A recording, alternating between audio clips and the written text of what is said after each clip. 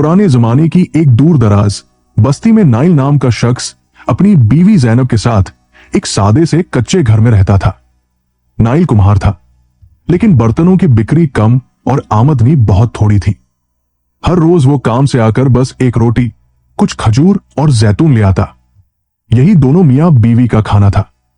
जैनब, जो कि समझदार और साबिर औरत थी, अपने मां बाप के छोड़े घर में शौहर के साथ शुक्र अदा करते हुए जिंदगी गुजार रही थी। लेकिन नाइल अक्सर दीवार से टेक लगाकर एक गहरी आह भरता और कहता, काश अल्लाह मुझे इतना अता करे कि मैं उसे भर सकूं।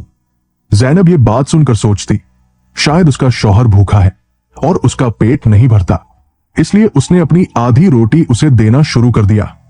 मगर उसे मालूम न था कि नाइल रोज बाजार से महंगे खाने खाकर आता है, कबाब, गोश्त, मजेदार चीजें, और घर आकर सिर्फ दिखावे के लिए रोटी ले आता।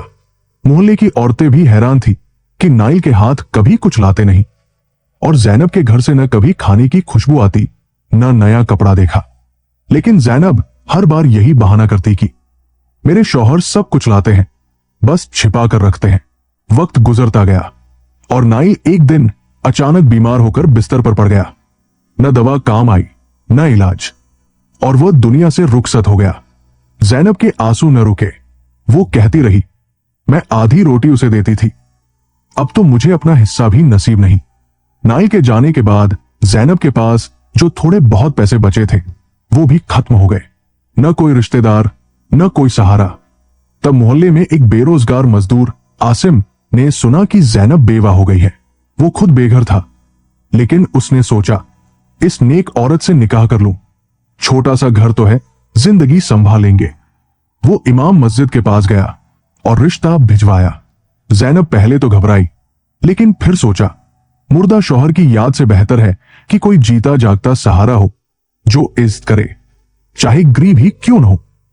और यूं उसने निकाह के लिए हाँ कर दी। जब जैनब ने निकाह की हाँ की तो इमाम साहब ने पैगाम पहुंचाया। यह खबर सुनते ही मोहल्ले वालों ने आसिम की मदद शुरू कर दी। किसी ने जुबा दिया, किसी ने जूता, कोई हम्माम ले गया, तो किसी ने हजामत बनवाई और खुशबू लगवाई। उधर जैनब ने भी अपनी मां का पुराना लिबास निकाला, गुस्ल किया, और सहेलियां उसे सजा संवार कर शादी के लिए तैयार करने लगी। मगर दिल में खौफ था, कहीं मोहल्ले की औरतें मजाक न उड़ाएं कि ये कैसी शादी है। सुना है आसिम तो सख्त तबीयत का बंदा है। मगर जब आसिम निकाह के बाद अंदर दाखिल हुआ, जैनब हैरान रह गई। वो निहायत खुश अखलाक, खूबसूरत और नर्म लहजे वाला नौजवान निकला। उसने मुस्कुराकर सलाम किया, तोहफा दिया, और जैनब दिल ही दिल में कहने लगी, शुक्र है मैंने दुनियावी सोच से फैसला नहीं किया। आसिम भी जैनब को देखकर हैरान था। ऐसी खूबसूरत, सादा और बाह्या औरत। दोनों ने इस नई जिंदगी का आगाज दुआओं के साथ किया। 2 दिन बाद आसिम सुबह काम की तलाश में निकला। एक ताजिर ने उसे दीवार मरम्मत करने का काम दिया। आसिम ने खूब मेहनत से काम किया और शाम को मजदूरी लेकर बाजार चला गया। उस दिन वो गोश्त, सब्जियां, मसाले और तेल खरीद कर घर आया। जैनब ने खुशी से दीगची निकाली, हमसाये से लकड़ियां ली, और पहली बार सालों बाद उसके घर में खाने की खुशबू फैली। जब खाना पक गया तो दोनों ने पेट भरकर खाया और अल्लाह का शुक्र अदा किया। आसिम मुस्कुराकर बोला, आज चाय नहीं, लेकिन कल चीनी, चाय और बादाम सब लाऊंगा। अगले दिन आसिम फिर काम पर गया। ताजिर ने उसे खाने में दाल और मुर्गी दी, मगर आसिम ने आधा बचा लिया जैनब के लिए। जब ताजिर ने पूछा तो आसिम ने सच बताया कि बीवी के साथ खाना चाहता हूं। ताजिर खुश हुआ, उसकी मजदूरी बढ़ा दी, सब्जियां, फल, मुर्गी तक दे दी और कहा, आज तुम्हें पूरा सामान लेकर जाना होगा। अपनी बीवी के लिए फसली दाल तैयार करो। शाम को आसिम घर लौटा, हाथों में रिज्क, दिल में सुकून और जेब में बाकी पैसे। जैनब ने पहली बार घर में बादाम वाली चाय पी, खुशबूदार मुर्गी खाई, और दिल ही दिल में सोचा, अब तो हर शाम खुशबू लेकर आती है, हर दिन दुआ बन गया है। एक दिन आसिम कपड़े का टुकड़ा लाया, बोला, अब तुम्हारे पुराने कपड़े काफी हो गए, नया जोड़ा सिलवाओ। फिर जूता लाया, फिर और चीजें, और जैनब की जिंदगी बदलने लगी। वक्त के साथ जैनब की हालत बेहतर होती गई, चेहरे पर रौनक आई और वो दिल से आसिम से मोहब्बत करने लगी। अब वो उसे सैयद आसिम कहकर पुकारती, इज्जत और प्यार से। एक रात उनका मगरूर हमसाया मंसूर ये सुनकर तड़प गया। अपनी बीवी से बोला, ये जैनब जिसने कल एक फकीर से निकाह किया, आज उसे सैयद कह रही है। मगर उसकी बीवी ने कहा, वही फकीर जिसने भूखी जैनब को इज्जत दी, क्या वो उस लालची से बेहतर नहीं जो सब कुछ होने के बावजूद उसे भूखा रखता था? मंसूर बोला, जब जैनब खुशहाल हो जाएगी उसे इस फकीर की जरूरत न रहेगी। मगर उसे मालूम न था जैनब को आसिम में इज्जत, मोहब्बत और असल सुकून मिला है। जैनब ने नोट किया कि आसिम रोज रात को कुछ किताबें पढ़ता है। एक दिन उसने देखा वो किताबें तिबे यूनानी और जड़ी बूटियों के इलाज पर थी। जैनब ने पूछा, मगर आसिम ने बात टाल दी। जैनब होशियार थी, वो राशन में से थोड़ा थोड़ा बचाकर रखती रही और जल्द ही घर में दाल, आटा, तेल, खजूर का जखीरा हो गया। मगर अचानक किस्मत फिर इम्तिहान में आ गई। एक दिन आसिम मजदूरी करते हुए जख्मी हो गया। एक बड़ा पत्थर उसकी टांग पर गिर गया। वो चलने फिरने से कासिर हो गया। कुछ दिन में जमा पूंजी खत्म हो गई। आसिम ने उदास होकर जैनब से कहा, अब तुम भूखी रहोगी और मैं कुछ कर भी नहीं सकता। मगर जैनब ने हिम्मत से जवाब दिया, फिक्र न करो, दहलीज में अभी बहुत कुछ है और अगर कुछ न रहा तो मैं काम करूंगी। फिर आसिम ने पहली बार अपनी जिंदगी की सच्चाई बयान की। उसका बाप हकीम था, जड़ी बूटियों का माहिर, मगर जल्द ही दुनिया से चला गया। मां भी फौत हो गई। विरासत में से भाइयों ने हिस्सा न दिया और चचा ने कुछ दिन रखने के बाद रास्ते से निकाल दिया। एक बार चचा ने कुछ सिक्के दिए और कहा, अपनी जिंदगी का बोझ खुद उठाओ। तब से आसिम सड़कों पर था, मगर दिल में ख्वाब था, अगर रिस्क मिला तो अपने बाप का हिकमत खाना दोबारा खोलूंगा। बातों के दौरान अचानक जैनब ने शोर मचाया। वह चूहा फिर आ गया, चोरी करके भागता है। दोनों ने देखा वो चूहा एक दीवार के शिगाफ में गायब हो गया। आसिम ने दीवार चेक की, एक ईंट ढीली थी।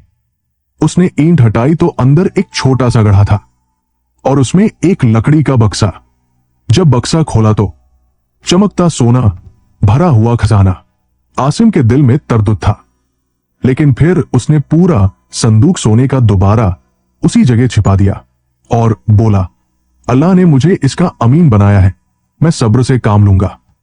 फिर वो गया, दवाई खरीदी, मरहम लगाया और कुदरत के नजारों से लुत्फ अंदोज हुआ।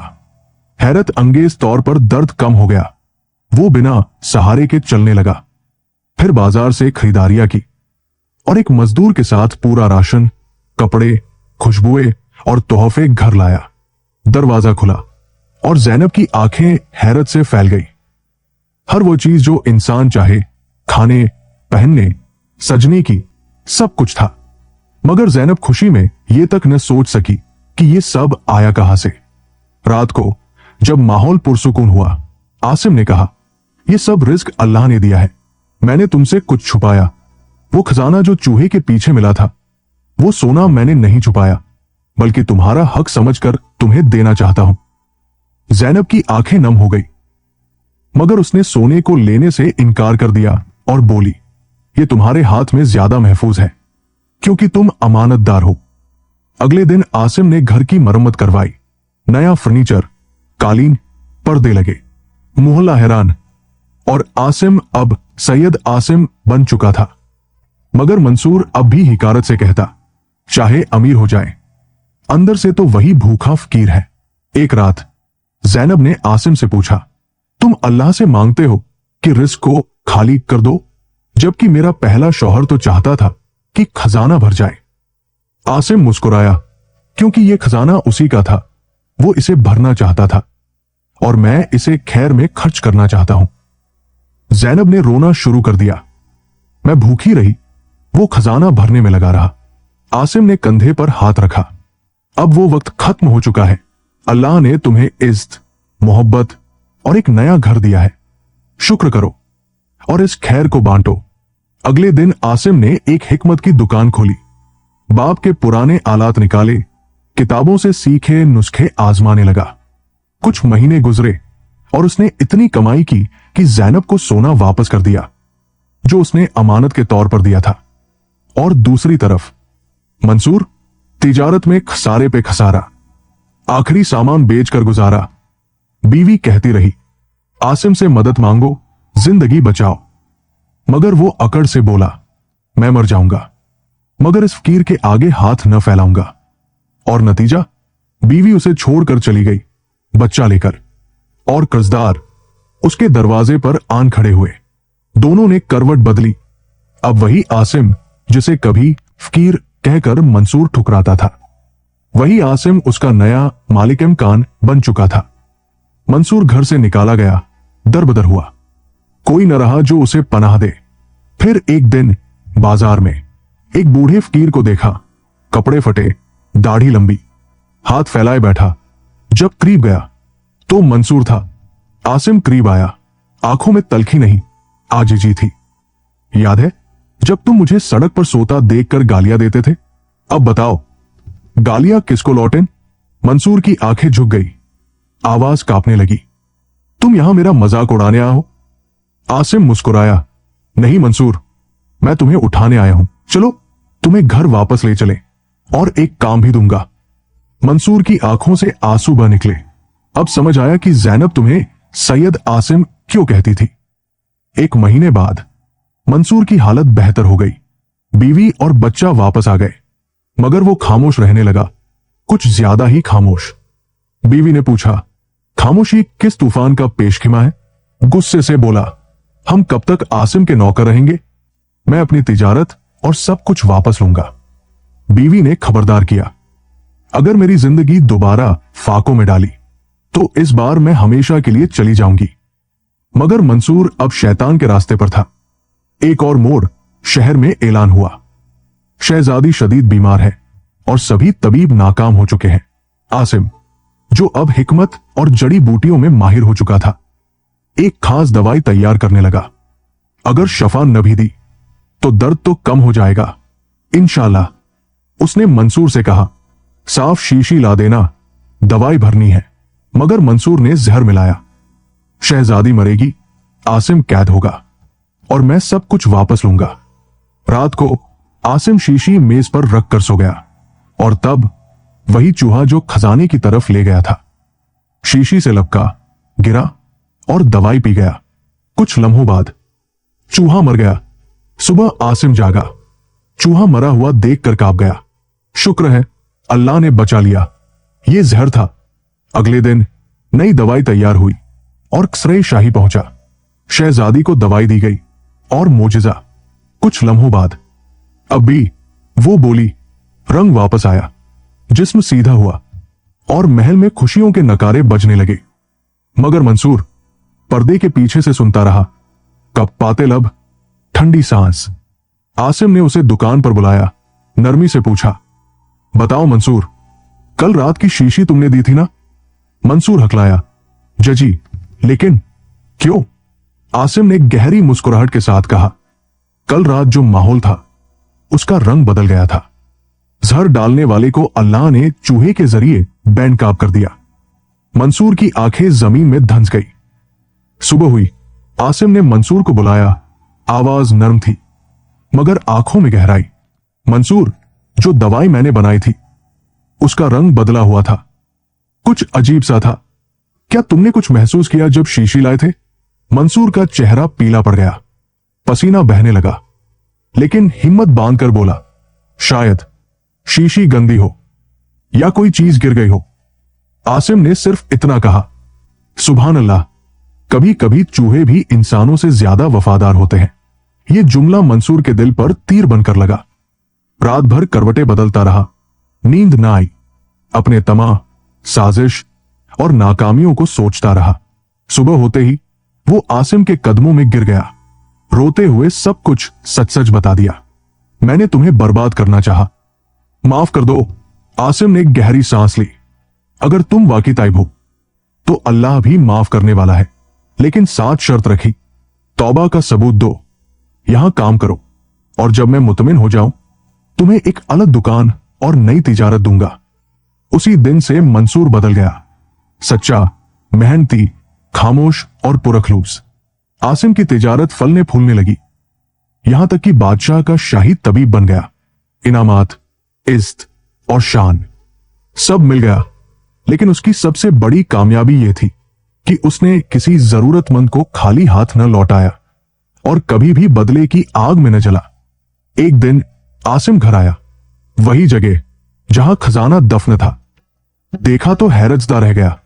वो सुराख जहां से वो चूहा निकला था मुकम्मल गायब हो चुका था। जैसे वो चूहा पहले आया था हिदायत के लिए और फिर बचाव के लिए, और अब अपना काम पूरा करके रुखसत हो चुका था। सबक, कभी किसी की गुर्बत को मत रोंदो, वक्त बदलता है। दौलत इम्तिहान भी है और फितना भी। दिल में नहीं, हाथ में रखो। जो माफ करता है वही असल फातिह है।